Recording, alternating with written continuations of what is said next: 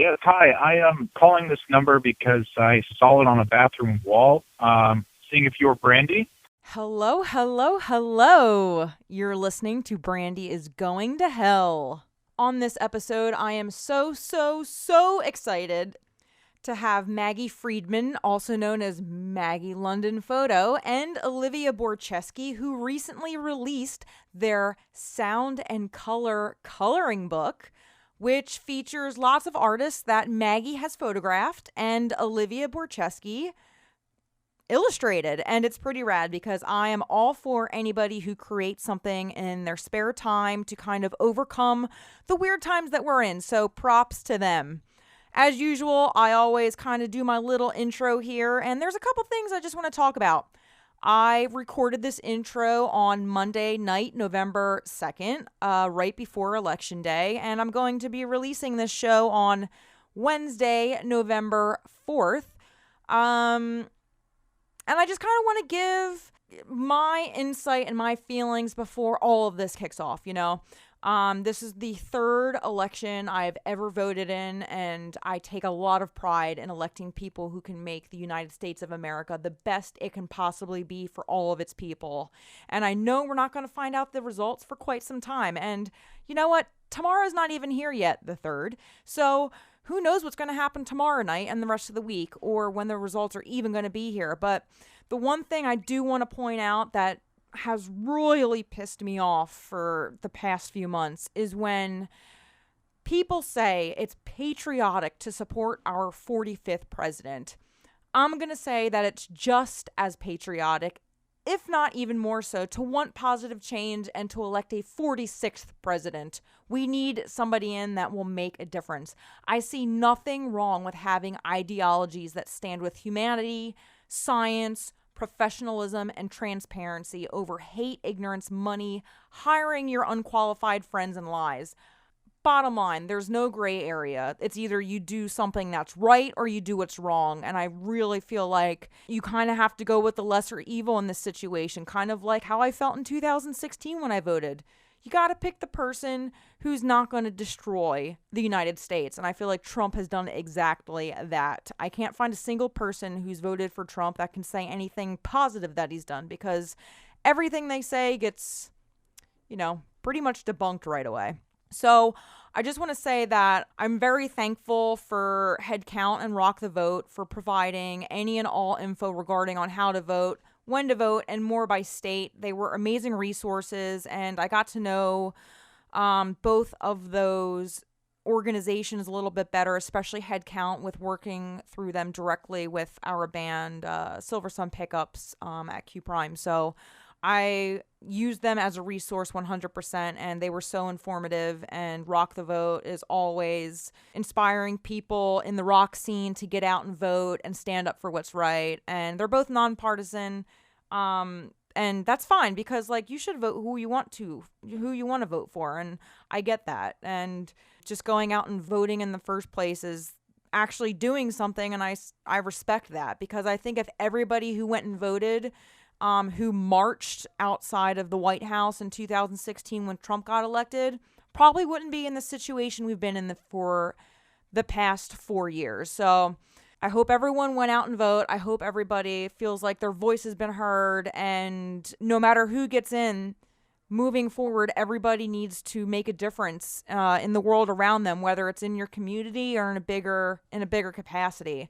This is my platform where I get to speak on and, have my opinion, and hopefully someone will listen and be inspired by it. So that's what I'm here to do. And, I carry that with me through me every day in life. I really don't sugarcoat anything on the internet or face to face. So I hope that anybody who listens feels that authenticity within me and stands up to do a better thing for themselves and the world, because that's what it's all about, man.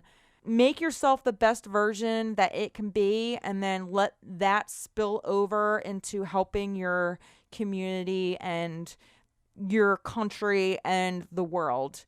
It's a ripple effect. A good attitude and being a good person and sticking up for everybody really does that is a contagious thing, I think, at the end of the day. So thank you for listening to my little political rant there. And whatever the results are, we're all one. We all bleed the same color blood. And I know I've said that on a previous podcast, and it honestly doesn't ring truer than now and this whole year. We just need to be looking out for our brothers and sisters across the country and the world, and realize we're not all too different from each other. What else is going on in my world? My roommate is a hot sack of crap. Other than that, I was lucky enough to go to England for 3 weeks to visit my husband. A lot of people have asked me about the traveling process, especially abroad, so I think I'll go over that for a second.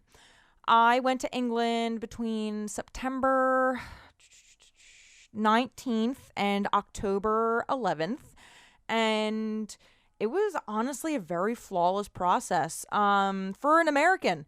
My husband and I got married on June 28th. He had to fly back to England on June 30th because that's when his visa expired. And he is a roadie, so his job revolves around being on the road and traveling. And guess what? Because of the pandemic, not really able to do that right now. So because he doesn't get another work visa probably for America until sometime in 2021, and he wasn't able to get an appointment at the embassy until December 31st. I was like, wow, I need to go there. We got married because he's, my anchor, and I couldn't imagine not hanging out with him for that long. So I went there for 3 weeks, right before my sister's marriage. I wanted to quarantine for 2 weeks before she got married to play it safe and to respect everybody around me. And the process, like I said, was extremely flawless. I bought my ticket. I signed up on the UK government website about where I'm going to go quarantine for 2 weeks when I arrive, and did just that. I showed up in JFK, and the attendant was kind of wrong when asking about specific information. He was like, oh, do you have your negative COVID test? And I was like, no, I don't, because it wasn't on the checklist. So he went to go talk to, I guess an official, and he came back and he apologized about being incorrect, which is cool. It's the rules change every few seconds. It seems like nowadays. So I got on the plane, and when I had my stopover in Ireland, they asked me a few questions. Where am I going to be staying? Do I have a return flight booked? And just like that, I was in England, ready to rock and roll. And I stayed there for 3 weeks. I quarantined for 2 weeks up in Sunderland. They never came out to check, which is, fine, I guess. They can't keep track of everybody. But I was safe up there with Mike.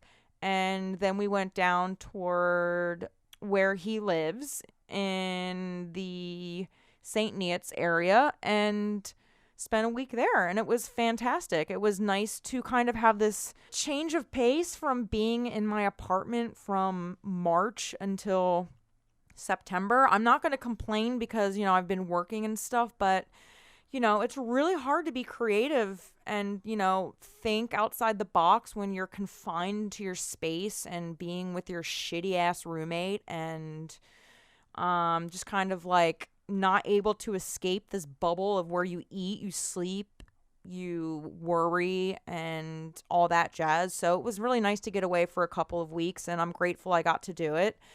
And I worked from home from England on American hours. So I worked from 3 p.m. to midnight on a daily basis, Monday through Friday, 3 weeks in a row. I did take off Thursday and Friday of the last week because I just kind of wanted to spend time with Mike and his family. It was wonderful to get to know all of them a little bit better because, I've only really got to meet them on long weekends here and there, probably years apart, like 1 year for a long weekend, the next year for a long weekend. So it was really special to kind of spend more time and laugh and tell stories and all of that jazz. And coming back was equally as easy. going home. You know, that's all I really had to say. They asked if I had a nice stay, and I said yeah, and there I was back in America. I know that like it's our civil duty to not be traveling and not be out and about, but I see no harm really, and as long as you follow the rules and protect the people around you and stuff like that, you should go travel. Like, I understand like what kind of ridiculous like circumstance we're in, but my creative soul needed it. I really felt trapped in my space where I'm supposed to work and be creative and produce things, and it was really nice to kind of hit the reset button because it's been a rough year, and I'll say that I'm very grateful that I got to work, have a job, have a roof over my head, have a caring family, but at the end of the day, there's still, you know, drama happening behind closed doors in your real life that you can't attend to or you can't escape, and it kind of stares you in the face even harder. Luckily, though, I will say I am a human of many, many, many hobbies. So even if I am here or not abroad or traveling, I have lots to do. I have like art projects, and I have a fish tank, and I have a pet rabbit, and I'm also probably OCD. So I'm always busy. I'm always cleaning. I'm always doing something. I've been filing my record collection through Discogs, and I just really keep it. I really keep all facets of my life in motion. I'm really not a sedentary person, so hell yeah to that. Coming up soon, not right now, but in the near future, I'm going to make a very detailed blog post about starting your own aquarium, and that's a live plant aquarium, so you can basically build your own ecosystem in your apartment, and it's cool to look at when you're stoned. Without further ado, I am so excited to introduce my good friend Maggie Friedman, also known as Maggie London Photo on Instagram, for her wonderful, wonderful, wonderful concert photography. She photographs for major labels. She's at every single music festival, capturing things for publication. She's just an overall badass. I was lucky enough to have her as one of my interns at Q Prime, and she's just an overall like badass and go-getter, and I love that about her. And she started this project with her friend Olivia Boryczewski, and Olivia's handle on the internet is Olivia Borch. And she illustrated all of Maggie's concert photography for this awesome coloring book called Sound and Color. It is just such a beautifully done book. It's got a nice shiny cover, and the inside is super cool. It has basically all of Maggie's concert photography illustrated, and it's paired with a Spotify listen code. And when you're greeted, there's this wonderful master playlist where you can listen to all the music in order of which it appears in the book. And I think it's just so smart and thoughtful how they went about doing this, and I'm really excited for you to hear their story firsthand from them, because why would you want to hear it from me? So without further ado, Maggie Friedman and Olivia Boryczewski on their Sound and Color coloring book. So, guys, it's so nice to be here. We have Maggie Friedman, also known as Maggie London, and Olivia Boryczewski. They just released a book on August 31st called Sound and Color. Congrats. Woo! That is so awesome.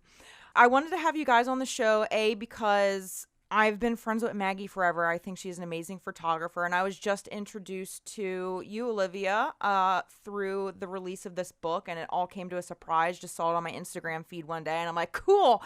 I love when people create things, because that's just creating and starting is what it's all about. So I would love it if you could both briefly talk about like how this concept came to life. I know the intro's in the coloring book, so everybody who buys it gets that like brief intro, but I would love to hear you guys go in more detail about it. Olivia, I feel like you should start us off. Totally.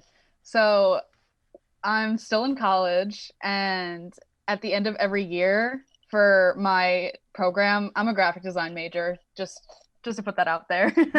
So I have to like basically do an end of the year portfolio, which shows like a variety of the work that I did throughout the year. And I was trying to like come up with like one last project, something that was like kind of different from everything else that I had. And I was like, you know what, like I'm just gonna throw together like a coloring book. Like I think that'd be kind of cool. So then I texted Maggie and I was like, hey, can I like draw a couple of your photos for class? Like I just want to like get this project done, like just for school, whatever. And then Maggie's like, yeah, of course. So as I was doing it, I was just like sending her some of the illustrations I was doing. And she was just like screaming. And we came to the conclusion of just like making it a reality. And that was like the big bulk of the summer for me, is working on this. That's super cool. So what school do you go to? School of Visual Arts in Okay. Manhattan. Yeah, she's right. I was definitely, when she says I'm screaming, I'm usually yelling about something. I'm a very excited human being, but I remember she sent me the first drafts and I was like, no, we really might have something here. Like this, I feel like this would be something people would actually buy.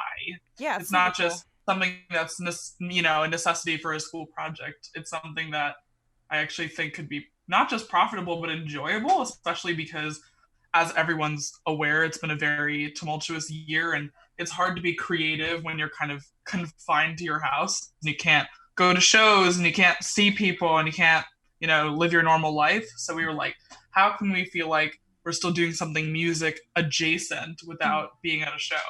And it just became a passion project. And it took probably about 4 months to get done. It took a long time to like finalize everything, but I'm really happy with how it turned out. That's awesome. And so in the intro also, it talks about how you both met at a concert 6 years ago. So what concert was that? And then what was your exact encounter? Because I feel like graphic design and photographer, I mean, unless you were photographing yourself. So how did you guys meet and what concert?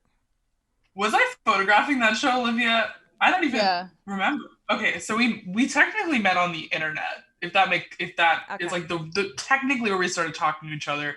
But when we say we met, as in like the first time we ever spoke to each other in person was at a concert. Yeah. So it was for this band called Set It Off. Okay. Yeah, it was 2014, I think. Yeah, so it was like 6 years ago and change. I think I was photographing the show. It was like right at the beginning of my photography career. Yeah, that was the show that we met at. Cool. But what were you doing, Olivia? Just like on the internet. So that was like your first encounter. Sorry. Yeah, so okay. I think I was maybe early high school, and I had just been like taking art classes. Like I didn't really have like a direction of what I wanted to do. I was just going to shows for fun. And just made all of my friends on the internet. So yeah. It's crazy. You know what's bad?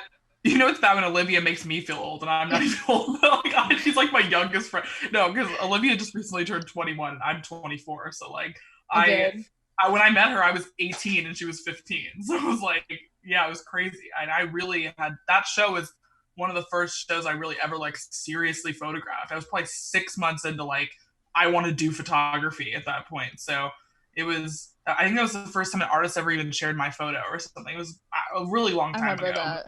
Yeah. Olivia and I have worked together on a lot of projects because I trust her with my life on everything. Like, I just know she'll get it done all the time. But also, like, I like her and I enjoy talking to her. Like, when you have to sit with someone on 5-hour Zoom calls going through, like, painstaking details of projects, like, you want it to be someone you like talking to because, it can be a lot to have to do that kind of stuff. So I always try to hire her when I can for whatever. That's awesome.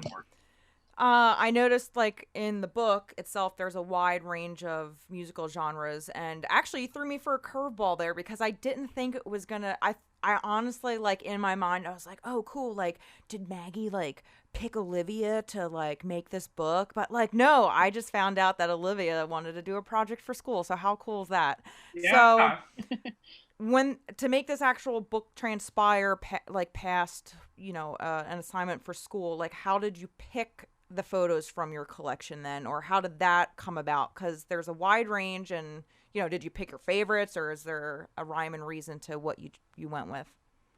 Yeah, I think there were a few factors that went into the choosing. I mean, obviously I'm biased. I picked some bands I just really like and I wanted to include. Like, some of the photos that we put in there are just what I would consider quintessential photos of mine that, like, when you think of my photography, probably think of those photos.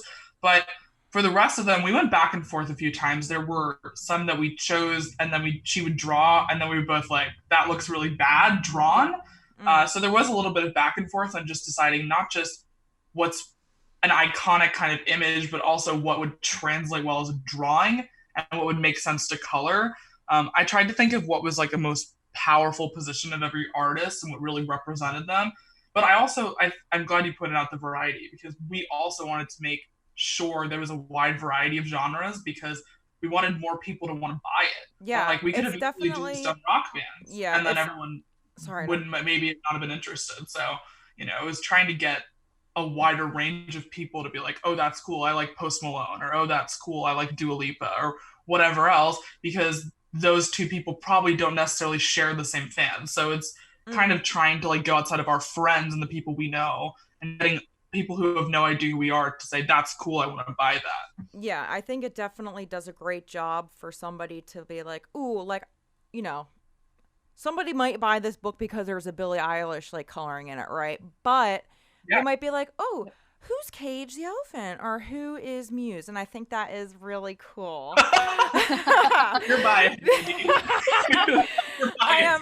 Brandi just named the two artists that were at her company. No, I think that's really rad, and I just think it's special because honestly, I bought the book because I just support you as a friend, and I didn't know what was in there, so I'm like, oh wow, that's so cool to see those two artists. And then it's also like, you know what, like, I really don't listen to some of these other artists. I'm more of like a rock head, you know? So it's like really cool that kind of exists, because you get to learn a little bit more about, you know, go out of your comfort zone to be like, you know, what's this? I like that. So as you open Sound and Color, you're greeted with a master playlist, and I noticed that there's 2 songs per artist. How did you go about picking those 2 songs, and what really made you pick the songs that were on the page next to the actual image? I see Maggie giving Olivia the nod there. We were just trying to like put the entire book together. We were like putting the book together on InDesign on Zoom, and I was screen sharing, and as we were like putting it together, there was like we were contemplating whether if we wanted to put like an illustration next to an illustration, if there should be an illustration next to white space. And we had concluded that we wanted to put white space, but then it felt blank.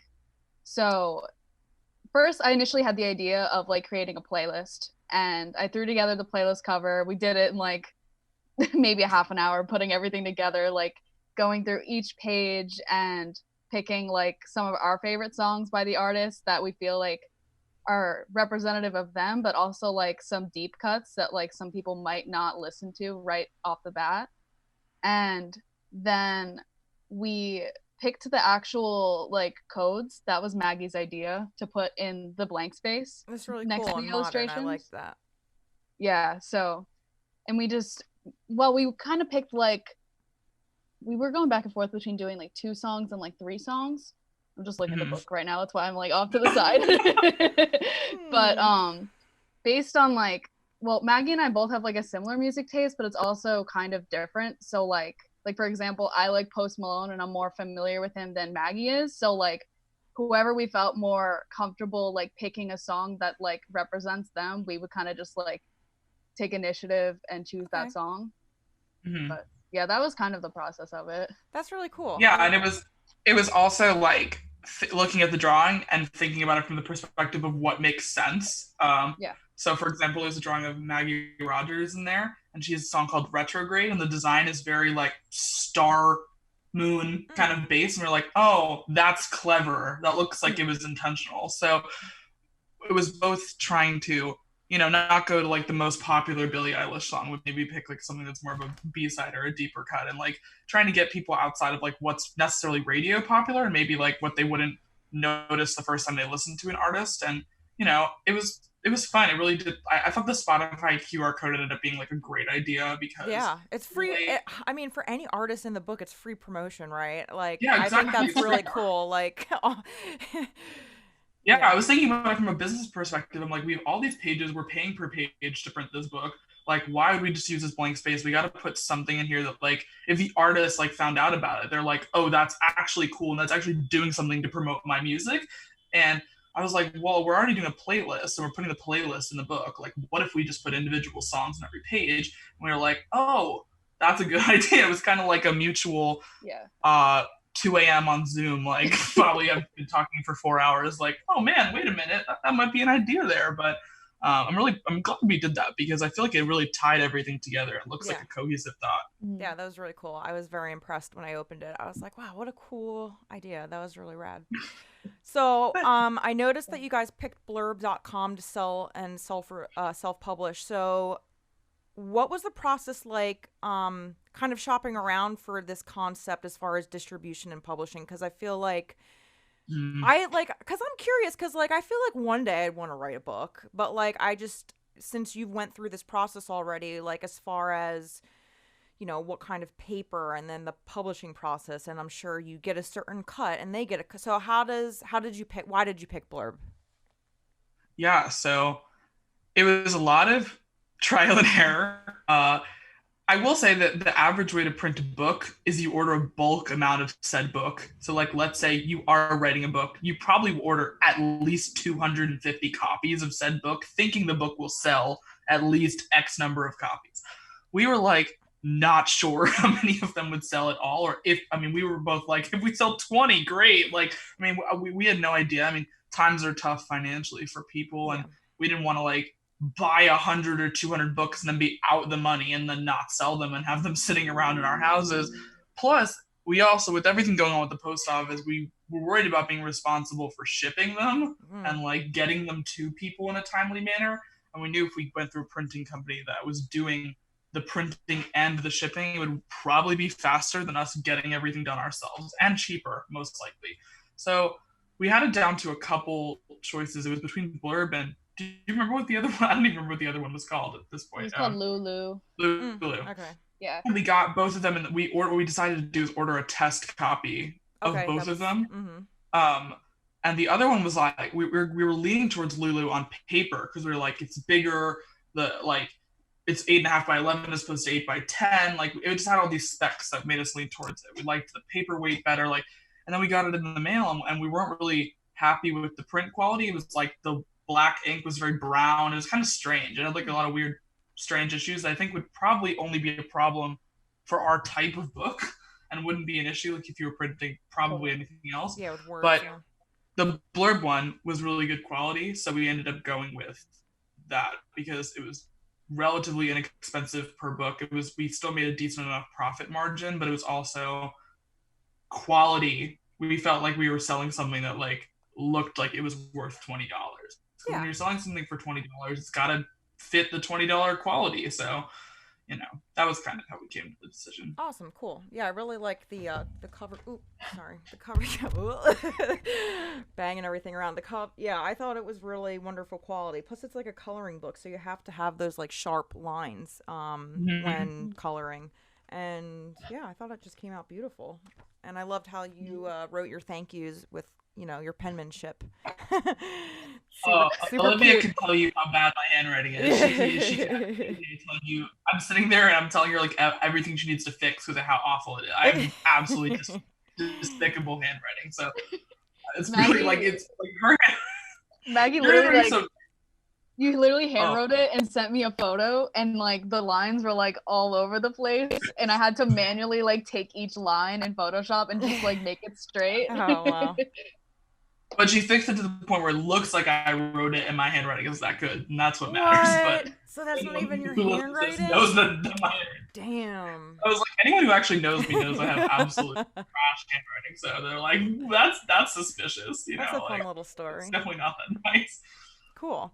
So I just have to ask, because it's not my forte, how does this work legally? So I know that you're making money off of your art, but like as far as using people's likeness and stuff and then the Spotify elements, I'm just curious. Is there weird loopholes, or did you just wing it and be like, you know, do it now, and then if we, you know, how does it work? So technically copyright law works as if we were to sell the photo of them. So if I was to sell a print of an artist, I would technically up to 100 something copies, I'm allowed to do it, but I always get consent. I like to get consent from management when I sell prints because Right. I don't want to get, you don't want to risk the artist or their management or whatever never wanting to work with you again because Right. you are technically profiting off their likeness. When it's a drawing of them, that's a loophole. It's like the same rule as like someone parodying a song. I could not say that word. Because you're technically not selling the actual image of that person. You are Right. drawing it and selling it. So technically there is no legal Cool. thing. The Okay. only thing you could get in legal trouble for is if you print the like album titles. I think was like the only thing we ran into because when we were doing the songs, we wanted to put the titles of things, and you can print song titles, but you can't print album titles because that's considered royalty. You would have to pay them, especially if it's like a unique name for said album. But other than that, Okay. I don't believe we ran into any legal issues. No one's yelled at us. So Yeah, I was don't just, yell. I was just really curious about that. As you can imagine, you know, just like being in that management world, I Right. just was curious, you know. Yeah. So that's really cool. Then because like I figured like it's your art that you're selling, so it's like not actual. But I just kind of was worried about that blurred line of likeness. But if it's art, then it's like I completely get it. Yeah. Because it's like technically it's like a second level. So like the photos are my copyright, so you don't have to worry about like anybody else's photo or like any other copyright in that way. And then obviously the artist Olivia's copyright. So because of that we were fine. But yeah, if we were to include any of the actual photos like in the book, like to be colored or whatever, we would have a problem probably. But awesome. We did everything we could to make sure we stayed above board. We didn't end up in a situation where we would get sued. Nobody wanted to do that. Yeah. I'm glad you asked that. I answered that because I was just curious, you know. Cool. So I want you guys to kind of take over the floor a little bit because I mean, unless you guys want to add anything like specifically about the project, like we covered all the bases, I think, but I kind of want you to tell everybody how they can find your book, coloring book, and you know, where they can find you on the internet and all that jazz. You want to go ahead, Olivia? Yeah. So our book is currently on Blurb. If you search Sound and Color, a tribute to live music, it should come up. But we also have an Instagram page at Sound and Coloring where that link is just probably the easiest place to find it. We also have some fun animations on there of our pages just for a different perspective on them. You can find me at Olivia Borch on Instagram, BORCH. My last name's too crazy. It is pretty wild. I had to shorten it. Maggie. It's true. I've known Olivia a lot of years, and it took me until about this year to spell it correctly. So, very bad. Yeah, you can find me on pretty much every social media. It's Maggie LNDN Photo, standing for London. You can also find the link to the book in both of our. If you click the link in our Instagram bios, there's a link tree, and it'll say coloring book, and you can click that, and it'll lead you to that. You can also find me on Twitch at Realm Chat, which I do with my friend Beth, and we interview a bunch of creatives. So that's a really fun show. And that's about it for me. Cool. Thanks, guys. Thanks. Is there anything else you want to add in general? Are you good? Brandi, should we tell them how we know each other? Sure. So Maggie was my intern at Q Prime, and I thought she was like really just a go-getter, and that's why I hired her. Yeah. You know, it's funny. There's two photos in the book of Cage and of Muse, and they're both taken from when I was interning there. They're both from 2017. So. Oh wow! I didn't even realize that That's pretty cool. Yeah, that's sick. The So Cage one's from Bonnaroo, and the Muse one's from the Summer Stage show. awesome. So, Yeah. I think, I always support Maggie. She's an amazing photographer. And as you know, like, because I'm really stoked that you and Olivia did this project because there is no touring, so you can't photograph crap right now. Like, I just, like, I have so much, like, love and respect for people that are kind of, like, recreating the wheel to make it work in these weird times. And, you know, like, you guys are, you know, self-starters, and I have so much respect for people who go out on a whim and do that. So that's why I'm having you on the show, so I can kind of put your work on a pedestal. Thank you. Cool. So thanks for doing this. Of course. Yeah, of course. Anytime. And there you have it. Maggie Friedman and Olivia Boryczewski of Sound and Color, their latest live music coloring book. If you want to grab their coloring book, you can check them out on @soundandcoloring on Instagram, link in bio to purchase, or it's on blurb.com. I'm Brandi Lukas, and you're listening to Brandi is Going to Hell. You can find me anywhere on the internet at Brandi Lukas. That's Brandi with an I, Lukas with a K. Thank you, everybody, so much for all of your support. I am so grateful to have all of you who listen through in my life, and there is lots more to come, and I'm excited to share it with you. If you want to check out any of my other rants or writings, it's all on brandyisgoingtohell.com. Until next time, peace out, motherfuckers!